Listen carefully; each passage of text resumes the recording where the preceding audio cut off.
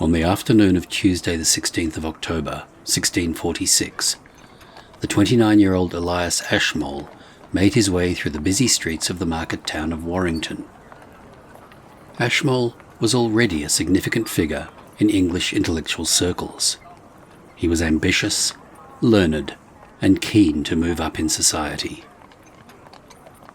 Only 3 years earlier, the town of Warrington had been the scene of a bitter siege during the English Civil War, which had seen the Royalist forces defeated and the parliamentarians take control of the strategically important market town. As a supporter of King Charles during the English Civil War, Ashmole was very much in enemy territory. Despite this, his mind was set on a very important meeting he was due to attend that afternoon. At 4:30, he was to be initiated into a new fraternity that was starting to intrigue and attract the intellectual classes of England. That afternoon, he was to be made a Freemason. The entry of Elias Ashmole into Freemasonry is the first recorded initiation in England. His diary entry for that date reads, 4:30 p.m. I was made a Freemason in Warrington, in Lancashire, with Colonel Henry Mannering of Carronsham in Cheshire. Clearly, speculative Freemason was already in existence prior to this. His diary notes the names of 7 existing members who were present at his initiation.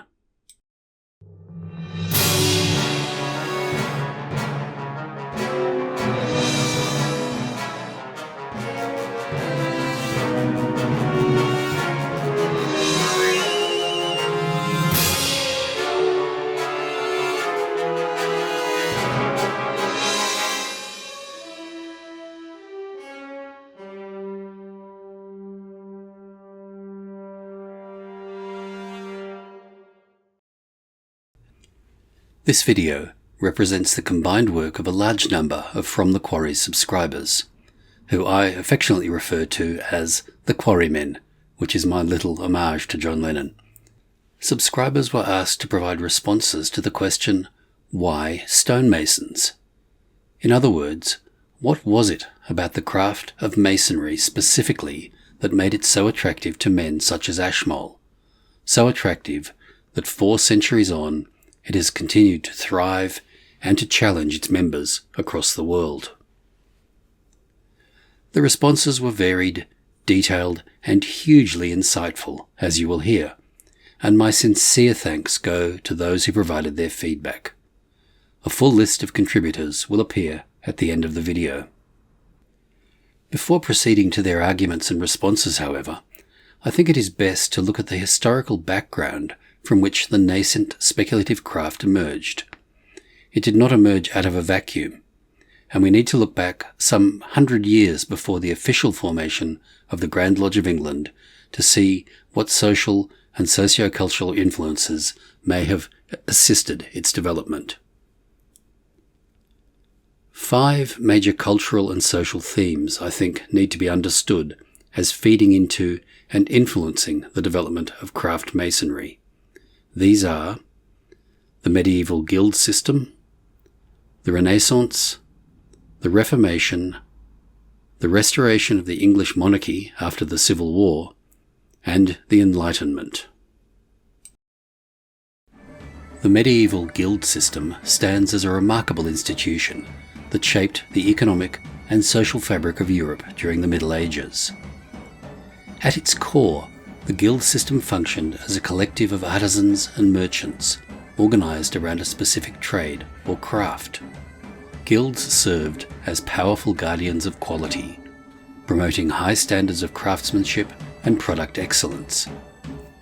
Through rigorous training and apprenticeship programs, guilds nurtured talent, ensuring the transmission of specialised knowledge and skills from one generation to the next. Their hierarchical structure encompassed different ranks, including masters, journeymen, and apprentices, with each stage reflecting distinct rights, responsibilities, and privileges. By establishing strict codes of conduct and regulating entry into the profession, guilds sought to maintain a monopoly over their respective trades, ensuring fair competition and protecting the interests of their members. Guilds were not mere economic entities. They also played a vital role in the social and cultural life of medieval towns. Guilds provided a sense of community and solidarity, offering mutual support and assistance to their members in times of need. They organised social gatherings, festivals, and religious ceremonies, fostering a strong sense of identity and belonging. The guild system thus transcended its economic functions, becoming an integral part of the fabric of medieval society. The Renaissance was a transformative period in European history, characterised by a surge of intellectual curiosity, artistic innovation, and a renewed fascination with the classical world. Beyond its profound impact on European art and literature, the Renaissance played a crucial role in expanding European society's awareness of and engagement with the new cultural and scientific knowledge from other cultures. This era witnessed a resurgence of interest in the works of ancient Greek and Roman thinkers, which led to a re-examination of established beliefs and a quest for new sources of knowledge. The flourishing trade networks and increased contact with other civilizations, such as the Islamic world and the Byzantine Empire, provided European scholars with access to a wealth of ideas and discoveries, further fostering a spirit of intellectual exchange and cross-cultural learning. The exploration and colonization efforts undertaken during the Renaissance era also served as catalysts for the dissemination of cultural and scientific knowledge.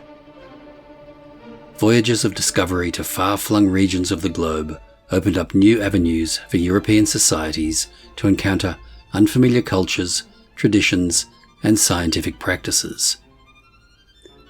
As European explorers encountered indigenous peoples and civilizations in Africa, Asia, and the Americas, they encountered diverse knowledge systems, technologies, and natural resources that challenged their existing worldview. This exposure to different cultures prompted a re-evaluation of European perspectives, leading to a greater appreciation for the richness and complexity of human diversity.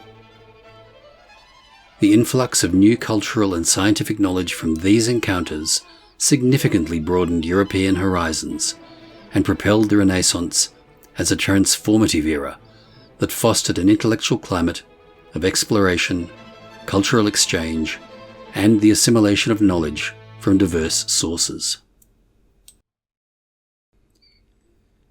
The Reformation stands as a pivotal moment in European history that profoundly transformed European society and revolutionized the religious landscape of the continent. Led by influential figures such as Martin Luther, John Calvin, and Huldrych Zwingli, the Reformation challenged the authority and practices of the Catholic Church, giving rise to new theological perspectives and religious movements. The Reformation brought about a significant shift in the way individuals experience the divine, emphasizing direct engagement with the religious texts and a personal interpretation of Scripture. By translating the Bible into vernacular languages and making it accessible to the laity, the Reformation democratized religious knowledge, empowering individuals to explore and interpret the Scriptures for themselves. This emphasis on individual spirituality and a personal relationship with God not only transformed the religious experience, but also had a profound social and political consequences, challenging traditional hierarchies and paving the way for the development of new forms of religious expression and belief. Furthermore, the Reformation sparked a wave of religious and social reforms that reshaped European society. The rejection of certain Catholic practices, such as the veneration of saints and the sale of indulgences, led to the dismantling of long-standing religious rituals and structures. Protestant churches emerged, offering alternative religious frameworks and fostering communities centered around shared beliefs and values. the Reformation also challenged the authority of the Catholic Church and gave rise to new forms of governance and religious pluralism. The division between Catholicism and Protestantism created a dynamic atmosphere of religious competition and negotiation, stimulating intellectual and theological debates and encouraging the exploration of diverse religious ideas. As a result, the Reformation not only transformed the religious landscape of Europe, but also laid the groundwork for the development of many new religious movements, the emergence of new religious sects, and the advancement of religious freedom and tolerance in European society. The Restoration era in English history marked a significant turning point that brought about profound transformations in English society and ushered in a new era of personal and religious expression. Following the tumultuous period of the English Civil War and the subsequent rule of Oliver Cromwell, the restoration of the monarchy under King Charles II reinstated the traditional political and social order. This period witnessed a revival of cultural and intellectual pursuits, characterised by a newfound appreciation for the arts, literature, and scientific inquiry. The Restoration also played a crucial role in fostering an atmosphere of tolerance and freedom, particularly in terms of religious and personal expression. The reinstatement of the monarchy brought an end to the strict religious and moral codes imposed during the Commonwealth period, allowing for a more relaxed and permissive social environment. This newfound freedom of expression and individualism contributed to the flourishing of ideas and creativity, promoting intellectual diversity and paving the way for the development of a vibrant public sphere. The Restoration also marked a significant shift in the religious landscape of England. With the monarchy's return, the Church of England regained its prominence as the established church, but religious pluralism and tolerance gained traction. The Act of Uniformity of 1662 and subsequent legislation sought to establish a middle ground in religious affairs, aiming to accommodate different religious factions within the nation. This era saw the emergence of nonconformist sects such as the Quakers and the Baptists, who advocated for religious freedom and dissenting views. The Restoration period witnessed a growing acceptance of different religious beliefs and practices, providing individuals with a greater latitude to express their personal faith.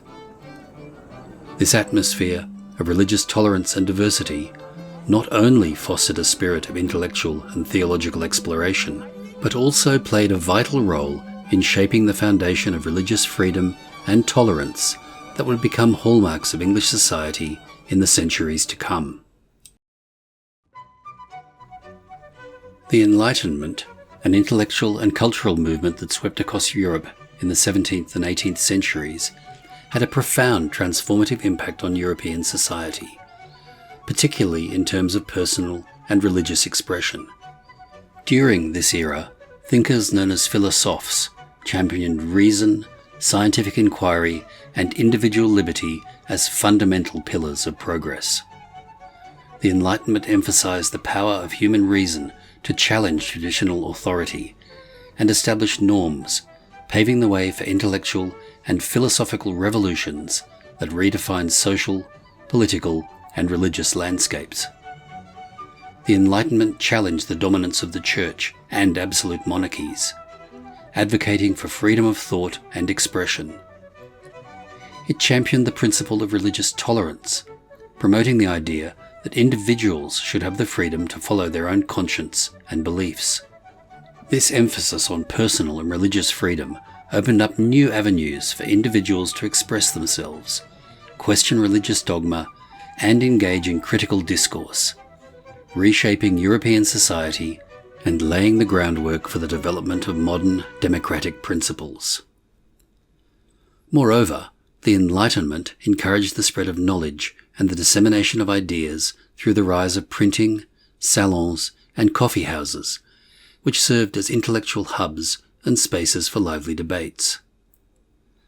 The publication of influential works such as Voltaire's Treatise on Toleration and John Locke's Letter Concerning Toleration, promoted the importance of religious tolerance and the freedom of conscience.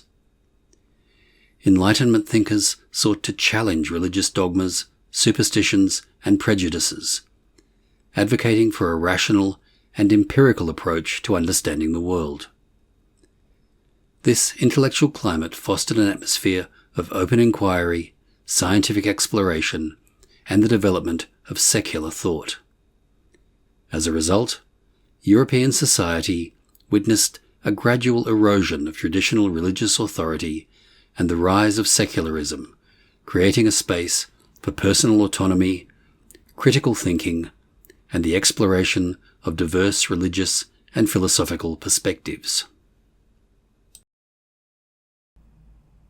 Having examined the background historical context that underpins the emergence of speculative Freemasonry, let's hear what the From the Quarries community has to say on the topic, Why Stonemasons? At the beginning of the 18th century, some men of high social position and great cultural background joined guilds of stonemasons to constitute a fraternity with philosophical and esoteric interests, aiming at human evolution and improvement. There would be two fundamental pillars in this society. One, progressive character, represented by enlightenment ideas. Two, religious tolerance. What would have led these men to seek space in the Masons' guilds to create these societies? If we could be transported back in time to a gathering of stonemasons in the mid-17th century, we probably wouldn't recognize many things in common with modern speculative Freemasonry. Probably these sessions would be more like reunions of class entities or labor unions. There were other options for sure. There were, for example, associations of philosophical dinners in the City of London, but restricted to a privileged social class. In the guilds, there were some elements that eventually allowed the success of this association. 1. The stonemasons' guilds were the ones that most easily accepted people of other faiths, other than the predominant one in the locality. 2. The stonemasons certainly felt privileged to have members of the ruling classes in their lodges. More than that, these fellows were treating them as brothers, something unusual at that time, and even today. 3. There was in these guilds a sense of brotherhood. Although this sense was more linked to a professional self-protection, it coincided with the Enlightenment ideals, even if for different motivations. 4. The stonemasons often moved or spent seasons in other locations for work, facilitating the exchange and internationalization of the association that was being born. But why did this association thrive? If there were no integration between the parties and mutual gains, speculative Freemasonry would be doomed to failure. What ensured the progress of speculative Freemasonry? 1. The intellectuals who joined the Masons had the sensibility to use the symbols known to the stonemasons and to create others, also related to the art of construction, in order to build a school of initiates. 2. The ritualization of the sessions provides a change in the state of consciousness. When the session runs fairly and perfectly, one feels a departure from the immediacy of everyday life. There is stress relief, growth of spirituality, and even strengthening of religiosity feelings, although this point is not the main focus of Freemasonry. Not all people are predisposed to join through this portal, but those who remain and make progress in Freemasonry do.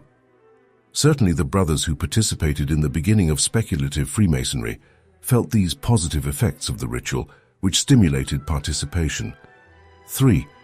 The acceptance of various religious beliefs in an express and formal way brought tranquility to the men who took part in this association. 4. The intellectuals who created practically the entire ritual, drawing inspiration from the traditions of the stonemasons and from various ancestral traditions from different cultures, felt their work recognized and appreciated. 5. Intellectuals began to realize that there was much to learn from the stonemasons. Here in Brazil, we call this knowledge the school of life, or the life as it is. The stonemasons had experiences of life to share that privileged people had never known.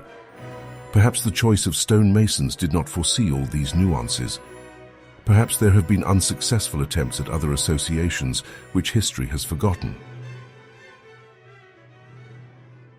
Because of the fact the floor is level and political issues are not discussed in this sacred room, that all of the brethren can have the same feelings of importance as those around him, and can be excited for any new candidate and his progression from dark to light. We can all get joy from this experience that we as individuals have had. All buildings of any kind need a strong foundation. Stonemasons are strongest, longest lasting, and most loyal.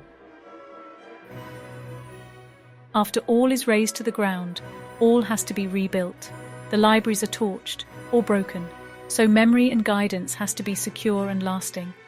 Written in stone. Who better to build with? Where better to stay safe with? What better to build the lessons into for future generations to see in plain sight?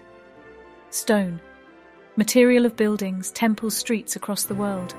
Masons are the people who work it, build it, and hold the knowledge. As they learn, they rise. As they become adept, they teach. As the guilds grow, the future does as well. The so-called operatives were speculative from the beginning.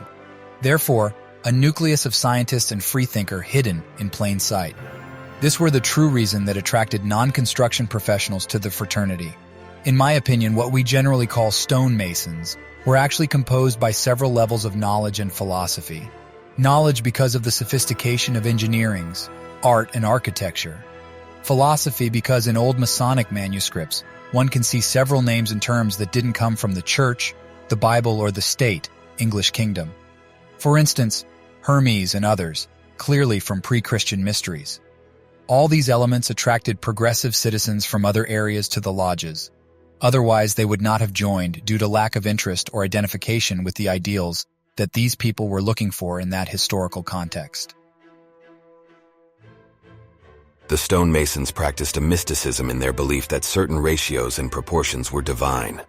They believed that the language of God was communicated in mathematics, that geometry for measuring the earth and its structures was born of astronomy, and the mathematics for measuring the arc of heaven and the study of the astronomical bodies, the compass dedicated to the heavens and the square dedicated to the earth and its structures.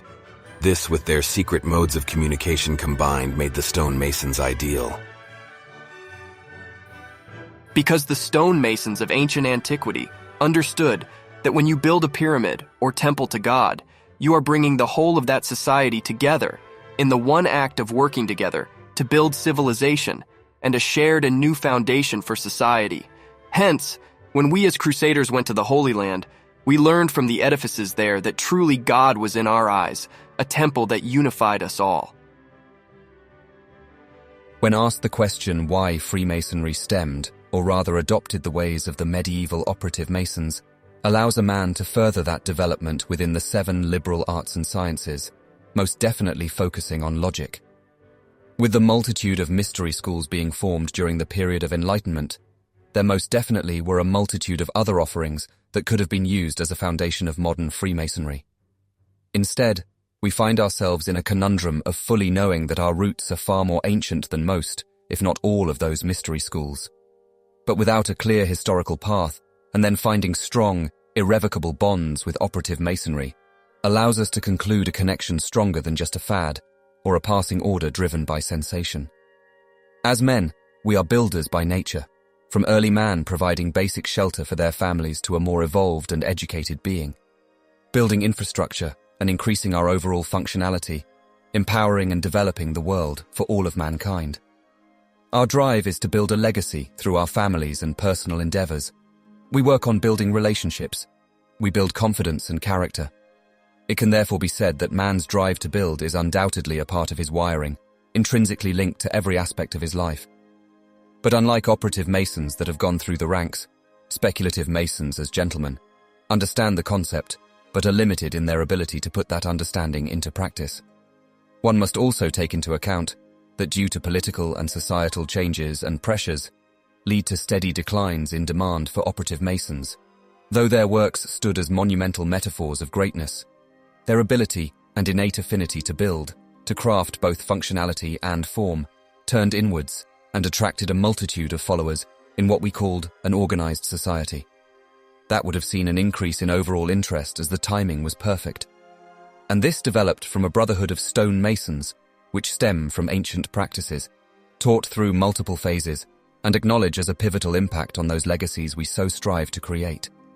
From the builders of ancient temples to the final resting places of their kings, those builders personified those legacies through planning and building those spectacular creations by implementing truth and logic into structures of both strength and beauty that still stand today as monuments of history, impacting us thousands of years later. Although I believe that there were many individuals that sought a connection during the Enlightenment period with various alternatives and mystery schools, none could resonate so strongly with a man than speculative masonry or Freemasonry. An institution or structure, if I may, that is structurally sound, allowing its members to build that internal moment through the participation and exploring of the various degrees and the symbolism within, and provides suitable working tools to put into practice this craft in order to build an eternal monument and legacy in honor of Tigeo. Forever to be admired and remembered and enabled by this spectacular craft we are so humbled to be a part of. Again, I say that Freemasonry speaks to the heart and mind of man, providing a sanctuary for men who know that there is far more to them than meets the eye. Freemasonry provides a solid structure and plan for men, and through exposure to the various degrees and symbols, allows those men to build and carve their own personal substance through the teaching. Freemasonry is an enabler of personal reflection, understanding and growth based on each individual's interpretation of the symbols and allegories to build that immortal monument. Freemasonry itself is a monument of time, withstanding centuries of change and conflict, only to stand steadfast as a reminder to man of the greatness within.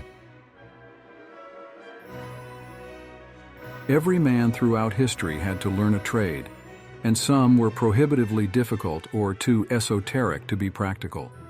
Stone was the first object worked, also easily found and affordable to practice, and always in demand regardless of geographical location. It was always thought of as being, no pun intended, a foundational element of community building. It was also more common knowledge back then that Jesus was a stonemason. The Templars built commanderies all over Europe. There were no castles before the Crusades, nor great cathedrals. A lodge of the Holy St. John. Why would one wish to learn the art of working in stone? And he took the stones of that place and put them for his pillow, and took the stone that he had put for his pillow and set it up for a pillar, and poured oil upon the top of it. And this stone, which I have set for a pillar, shall be God's house. And Jacob called the name of the place Peniel. That is the true stone that a man should be focused upon, but should one interpret the Bible literally, then one would surmise that using one's construction skills to build a stone temple in which one's living temple may reside in would be a close second.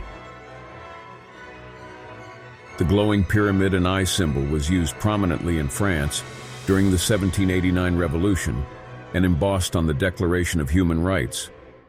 Either consciously or unconsciously, the newly enlightened were likely linking stonemasonry, as a symbol or pointer, to the mysterious enlightened stonemasons of the ancient past. These builders worked collectively on massive projects to send messages into the future. They knew great libraries would burn, and languages eventually become untranslatable. But massive stones would survive catastrophes and the maddest of tyrants. The architect's secrets are only slowly revealed with time and patience. The Great Pyramid's perimeter, 1760 royal cubits, height, 280 royal cubits, is 2 xpi. The King's Chamber encodes a 3-4-5 Pythagorean triangle. Information encoded to say, wisdom, beauty, and strength was once here. The Egyptian mystery schools are also likely just another modern order pointing to a more distant past. Our spirit knows, but we are amnesiacs in this modern world. But some of us are called by a strange longing to build in stone again. My own thoughts on the question centre around the 47th proposition of Euclid. This theorem, although referenced briefly throughout the craft degrees, springs into prominence and centrality during the installation of the master. Clearly, this theorem is of central and critical importance. It is, after all, the reward given to a mason as he ascends to the most senior position in the craft. We can only measure what this means by looking at its significance outside the speculative craft. The 47th proposition of Euclid holds immense significance in both practical applications, specifically in medieval construction, and in its symbolic interpretation as a moral and spiritual exemplar. Practically, the 47th proposition of Euclid found extensive use in medieval construction and architecture. Builders and architects during the Middle Ages recognized the geometric principles underlying the theorem, enabling them to create structurally sound and aesthetically pleasing buildings. By employing the Pythagorean theorem, they could accurately determine the dimensions of right-angled triangles, ensuring precise angles and proportions in the construction of arches, doorways, and roofs.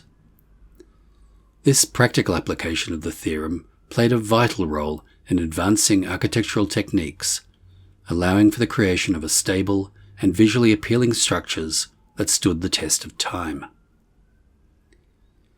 Beyond its practical applications, however, the 47th proposition also held symbolic and philosophical significance in medieval thought. The theorem's emphasis on harmony, balance, and the interplay of geometric elements resonated with the broader moral and spiritual ideals prevalent during the period. The Pythagorean theorem was seen as a manifestation of divine order and symmetry in the natural world. Medieval scholars and theologians drew parallels between the mathematical precision of the theorem and the notion of a well-ordered cosmos governed by divine laws. The theorem's implications for balance and proportion were interpreted metaphorically, serving as a moral and spiritual exemplar. It represented the pursuit of virtue, the quest for harmony between mind, body, and soul, and the aspiration to achieve inner balance and spiritual equilibrium. Overall, then, the 47th proposition played a dual role in medieval society. On the practical front, it was an essential tool in the hands of builders and architects, enabling them to construct sound and visually pleasing buildings. Simultaneously, its geometric principles and underlying symbolism found resonance in medieval philosophy, serving as a moral and spiritual exemplar that represented divine order, balance, and the pursuit of virtue. The theorem's practical utility and its deeper philosophical implications made it a powerful and multifaceted concept in medieval thought and construction practices. Here, I believe, is where we see the true intersection between the operative and the speculative craft of Freemasonry. I hope you enjoyed watching that community video as much as I did putting it together. Like most questions in Masonry, a lot was said, but very little concretely confirmed. I guess that's why the craft we love always has been and will continue to be a challenge and inspiration for us all. Huge thanks to all of the participants in this experiment. As your names scroll across the screen, give yourselves a pat on the back for a job well done. I'm hugely grateful to all of you for your support. What do you think? Is it worth trying this idea again? Let me know in the comments. But that's all for now. I'll see you in the next video.